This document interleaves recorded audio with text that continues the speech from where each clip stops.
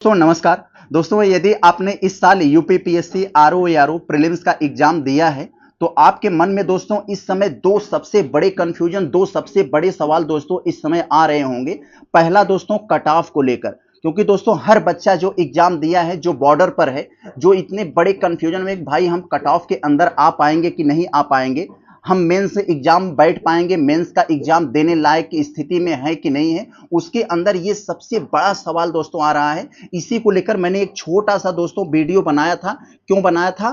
क्योंकि बहुत सारे लोग इस समय भ्रामक खबरें फैला रहे हैं, जिसके मन में जो भी आ रहा है उसको कुछ पता है या नहीं है, प्रीवियस ईयर के कट ऑफ के बारे में कुछ जानता है या नहीं जानता है। हर एक जो भी मेरे भाई लोग हैं, जिसके मन में जो भी आ रहा है वो बोल दे रहा है। बच्चों को जो है दोस्तों एक तरह से वो कहा जाता है ना, इमोशनली ब्लैकमेल करने के लिए ये वाला हालत हो गया है। तो अभी हम दोस्तों बहुत ही सरल शब्दों में कट ऑफ पर बात कर लेते हैं। उसके बाद दोस्तों कट ऑफ के बाद जो सबसे बड़ा सवाल दोस्तों आ रहा है दिमाग में बच्चों को लेकर, जो पहली बार मेंस देने एग्जाम दे रहे हैं, कि भाई मेंस की शुरुआत जीरो से शुरुआत कैसे करनी है। आप कहीं से भी कोर्स लेकर पढ़ेंगे, जहां से भी पढ़ेंगे, लेकिन दोस्तों यदि आप पहली बार जा रहे हैं तो आपको ये चीजें बहुत बेहतरीन तरीके से जान लेनी चाहिए कि हमको बिल्कुल जीरो से मेंस की स्टार्टिंग, मेंस का प्रिपरेशन कैसे करना है। ये चीजें मैं आपको बहुत ही सरल सटीक भाषा में बताऊंगा, इसके सिलेबस को आपके सामने रखकर। तो दोस्तों जो हम बिना समय गंवाए आपके कट ऑफ के बारे में बात कर लेते हैं दोस्तों, क्योंकि मैंने बताया भी था विभिन्न स्रोतों के टेलीग्राम पे जो हमने ओपिनियन डाला था यूट्यूब पर, और दोस्तों विभिन्न अपने कुछ सीनियर से बात करके, तो इस आधार पर मैंने बताया भी था दोस्तों, यदि आप जनरल कैटेगरी से बिलोंग करते हैं तो जनरल से कैटेगरी दोस्तों यदि आप 130 और 125 के बीच में है तो आप दोस्तों मेंस की तैयारी में लग जाइए। यही बात दोस्तों हमने ओबीसी और ईडब्ल्यूएस के बारे में भी बताया था, क्योंकि हालांकि ईडब्ल्यूएस का कम ही रहने का चांस है। ओबीसी और ईडब्ल्यूएस के बारे में मैंने दोस्तों बताया था कि 125 के 2-3 प्लस भी हो सकता है, 1-2 माइनस भी हो सकता है। तो 125 मैंने इसका बताया था, 125 में कुछ प्लस माइनस हो सकता है 1-2। यही बात दोस्तों, और आगे मैंने बताया था जो फीमेल है, महिलाएं हैं, तो महिलाओं के लिए दोस्तों 120 के, वही समझ लीजिए 120 के आसपास, 120 में दोस्तों कुछ प्लस माइनस हो सकता है, कुछ प्लस भी हो सकता है, कुछ माइनस। तो ये लेकर दोस्तों हो गया। वही आप एससी एसटी को लिए भी अगर करेंगे तो एससी एसटी के लिए अगर आप लोग देखेंगे दोस्तों तो वही 115-20 के आसपास, इसको भी समझ लीजिए। तो ये दोस्तों एक जनरल है, हालांकि बदल भी सकता है, मैं सर्वे सर्वा नहीं हूं, मैं अपने ओपिनियन, अपने जो विभिन्न तरह के छोटा मोटा हमने रिसर्च किया उसके आधार पर ये हमने दोस्तों बताया कि इतने अगर जो इस कैटेगरी में आते हैं और इस इतने प्रश्न उनका नेट टू नेट बन रहा है, तो इसके आधार पर वो अपना मेंस का प्रिपरेशन स्टार्ट कर दें दोस्तों। क्योंकि दोस्तों मेंस में दोस्तों बहुत बड़ा इसमें चैलेंज होने वाला है। 15 से 17 गुना, 20 गुना के आसपास दोस्तों ये बुलाए जाएंगे। इसमें दोस्तों हमें बहुत ही बेहतरीन तरीके से यहाँ पर एक तरह के आपके नॉलेज का चेक नहीं होगा, नॉलेज का वो उन्होंने चेक कर लिया है, आपको प्रीलिम्स पास कर लिए, इसका मतलब आपके अंदर नॉलेज ठीक ठाक है।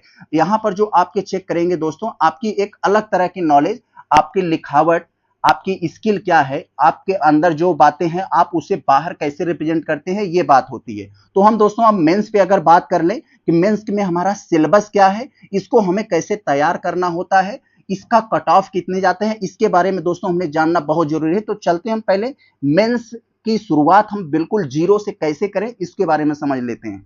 तो चले हम लोग अगर आरओ के मेंस की बात करें तो दोस्तों कुल 400 नंबर्स का ये दोस्तों होता है आपका मेंस का एग्जाम। इसमें से दोस्तों यदि आपने खींच खांच के मेहनत करके 260 के आसपास अगर पहुंच गए तो इसका मतलब आप अच्छी स्थिति में आ गए हैं, आप बहुत ही सकारात्मक स्थिति में हैं। तो दोस्तों यही इसमें खेला होता है। 400 में से 260 बहुत नहीं होता है, लेकिन बहुत कुछ होता है। तो जरा हम इसको समझते हैं, ये 400 में से 260 के ऊपर हमें कैसे आना है जरा देखते हैं। इसके पहले एक एक खंड के बारे में, 3 पेपर होते हैं दोस्तों इसमें, आरओ में दोस्तों आपको कुल 3 पेपर देना होता है। जो दोस्तों पहला पेपर होता है, अभी जैसे आपने प्रीलिम्स में दिया है कि ये जो 140 नंबर का आपका जो जीएस पूछता है, बिल्कुल वही जीएस दोस्तों 120 नंबर का पूछता है। 120 क्वेश्चन दोस्तों वही वाला जीएस, बिल्कुल उसी का बड़ा भाई मान लीजिए, उसी का जुड़वा भाई मान लीजिए दोस्तों। 2 घंटे का समय देकर 120 क्वेश्चन देकर 120 नंबर का होता है, ये पूछता है। तो 120 आपका यहां से हो गया दोस्तों, ये जीएस वाला, ये ऑब्जेक्टिव होता है, ये सब्जेक्टिव नहीं होता है। तो ये आपने समझ गया, पहला पेपर आपका ये हो गया दोस्तों। तो दोस्तों अगर हम लोग दूसरे पेपर की बात करें दोस्तों, जो दूसरा पेपर आपका होगा सामान्य हिंदी एवं आलेखन से संबंधित, तो दोस्तों बहुत ही इंपॉर्टेंट है, जरा ध्यान से समझिएगा इसे। 160 नंबर का, जी हाँ 160 नंबर का दोस्तों ये आपका पेपर दूसरा होता है, सामान्य हिंदी एवं आलेखन। तो सामान्य हिंदी देखते ही आप तुरंत समझ गए होंगे ये सामान्य हिंदी क्या है, वही वाला है जो अभी आपने प्रीलिम्स में दिया है 60 क्वेश्चन का, उसी का समझ लीजिए जुड़वा भाई, उसी का बड़ा भाई एक तरह का होता है, जो 30 क्वेश्चन आपको देकर उसी से पूछा जाता है। हालांकि प्रीलिम्स में 6, जो आपने प्रीलिम्स में दिया है सामान्य हिंदी, उसमें 6 टॉपिक थे। इसमें दोस्तों जो 30 क्वेश्चन आएंगे 5 टॉपिक से आएंगे, इसमें पर्यायवाची वाला जो सेगमेंट है वो नहीं रहेगा। तो दोस्तों ये 2 पार्ट में बटा रहेगा दूसरा पेपर आपका। एक तो दोस्तों सब्जेक्टिव हो गया, सब्जेक्टिव आपका 100 नंबर का आएगा, तो इसको हम लोग पहले समझ लेते हैं। सब्जेक्टिव 100 नंबर का आएगा, उस सब्जेक्टिव में क्या क्या आपसे पूछे जाएंगे। जो 100 नंबर का आपका सब्जेक्टिव होगा वो 2.5 घंटे का समय देकर पूछा जाता है। तो उसमें जो दोस्तों कई खंड होते हैं, उन खंड को समझते हैं। दिए हुए गद्यांश का शीर्षक, सारांश एवं 3 रेखांकित अंशों की व्याख्या से संबंधित प्रश्न आएगा, जिसके लिए क्रमशः 3, 6 और 12 अंक निर्धारित होते हैं। यहाँ पर आपको कुल 21 नंबर यहाँ पर मिलेंगे। तो ये आपका ये पहला सेगमेंट हो गया। इसी में दोस्तों अब हम लोग दूसरे वाले सेगमेंट को अगर देखें, तो जो दूसरा वाला सेगमेंट यहाँ पर है, किसी दिए हुए सरकारी पत्र, यहाँ पर ध्यान दीजिएगा, सरकारी पत्र का सारणी रूप, यानी जो सरकारी पत्र होता है वो पत्र डायरेक्ट नहीं बल्कि उसके एक सारणी के रूप में उसे लिखना होता है, जिसके लिए दोस्तों हमें 15 अंक मिलते हैं यहाँ पर। और जो पत्राचार से संबंधित प्रश्न आता है दोस्तों, ये 24 अंक उसके लिए मिलते हैं। तो 24 से यहाँ 25 हो गया, 45 हो गया, 60 यहाँ से हो गया दोस्तों, अभी तक यहाँ 60 हुआ। और ये जो पत्राचार पूछा जाता है दोस्तों 24 अंक का आपका, इसमें कुल यही 3 टॉपिक होते हैं, शासकीय अर्धशासकीय पत्र, कार्यालय आदेश ज्ञाप्ति परिपत्र, विज्ञप्ति टिप्पण एवं प्रतिवेदन अनुस्मारक, यही 3 चीजों से रिलेटेड होता है आपका पत्राचार। ये आप समझ गए होंगे। जो दोस्तों और अगला इसमें चौथा वाला खंड है, जरा हम लोग इसको ध्यान से समझेंगे तो बहुत अच्छी चीज है ये। चौथा वाला जो होगा, चौथा सेगमेंट दोस्तों, ये परिभाषिक शब्दावलियां कुछ आएंगी, प्रशासनिक और वाणिज्यिक शब्दावलियां आपको कुछ दे दी जाएंगी। कहेंगे भैया हिंदी दे दिया जाएगा, कहेंगे इसका अंग्रेजी देकर कहेंगे इसका हिंदी बनाइए, 5 क्वेश्चन देगा और 10 अंकों का। फिर यही उल्टा कर देंगे, हिंदी देकर अंग्रेजी बनवाएंगे। तो ये सब शब्दों को आपको याद करना पड़ेगा। 5 क्वेश्चन ये आएगा 10 नंबर का। मुहावरे तथा लोकोक्तियां आपसे पूछ ली जाएगी, 5 क्वेश्चन का ये रहेगा, 10 नंबर इसमें मिलेगा। कंप्यूटर ज्ञान से संबंधित आपको 10 अंक का दोस्तों, कंप्यूटर से संबंधित आपको कंप्यूटर का नॉलेज है कि नहीं, बेसिक नॉलेज, उससे संबंधित आपको 10 अंक का ये पूछा जाएगा। तो दोस्तों ये 40 यहां पर हो गया, यहां पर ये 40 अंक ये हो गया। तो दोस्तों सब मिलाकर आपका यहां पर 160 यहां पर हो गया। अब यहां पर खंड 2 वाले में दोस्तों वही जो सामान्य हिंदी की बात हमने किया था वही वाला है, 5 टॉपिक वाला।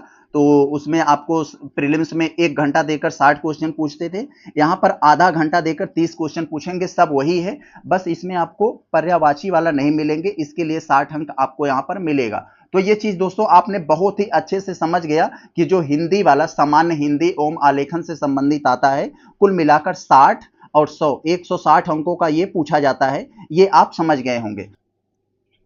अब दोस्तों हम लोग तीसरे मेंस के तीसरे पेपर पर जरा बात कर लेते हैं। जो मेंस का तीसरा पेपर होता है दोस्तों, हिंदी निबंध से होता है दोस्तों। हिंदी निबंध में दोस्तों 3 निबंध आपको लिखने होते हैं, 40-40 अंक का 3 निबंध आपको लिखना होता है। हर एक निबंध के लिए 40 अंक निर्धारित होते हैं, तो 40 गुणा 3 120 अंक आपको मिलते हैं तीनों निबंध के लिए, जिसके लिए 3 घंटा समय दिया जाता है, यानी 3 घंटे में आपको 3 निबंध लिखना होता है। हर एक निबंध के लिए 40 अंक, तो 120 नंबर आपको यहां निबंध से मिल जाता है, हिंदी निबंध से। अब जरा हम लोग देख लें, क्या 9 में से कोई भी 3 नहीं, 3-3 ग्रुप में बटे होते हैं। यहां पर दोस्तों जरा ध्यान से समझिएगा, पहले खंड में जो रहेगा दोस्तों उसमें 3 निबंध आपको दिए रहेंगे। हर एक निबंध दोस्तों 600 शब्दों में लिखना होता है। हालांकि जब पीसीएस का आप लोग देंगे, पीसीएस का मेंस देंगे, तो वहां पर यही निबंध 700 शब्दों में लिखना होता है, तो यहां पर 600 शब्दों में है। तो दोस्तों जो पहले खंड में आपको निबंध पूछा जाएगा, इसमें 3 दे दिया जाएगा और इसमें से 1 लिखने को बोला जाएगा। 3 किससे रहेंगे? साहित्य और संस्कृति से संबंधित, सामाजिक क्षेत्र और राजनीतिक क्षेत्र से संबंधित आपको निबंध दिया जाएगा, और इन्हीं तीनों में से कोई एक हमें लिखना होगा, जिसके लिए हमें 40 अंक मिलेंगे। इन तीनों में से कोई एक लिखना होगा। अब जो दोस्तों दूसरा निबंध लिखना होता है वो भी 600 शब्दों में लिखना होता है, वो 3 ग्रुप 3 आपको दे दिया जाएगा, इनमें से 3 आपको चुनना है कि अब हमें इनमें से 3 कौन लिखना है। यहाँ पर जो पहला निबंध दिया है विज्ञान पर्यावरण एवं प्रौद्योगिकी से संबंधित, दूसरा रहेगा आर्थिक क्षेत्र से संबंधित इकोनॉमिक से, और तीसरा कृषि एवं व्यापार से संबंधित रहेगा। ये 3 दूसरे पार्ट में दोस्तों ये 3 निबंध देकर इनमें से कोई एक लिखने के लिए कहेंगे, जिसके लिए 40 अंक यहाँ भी आपको मिलेंगे।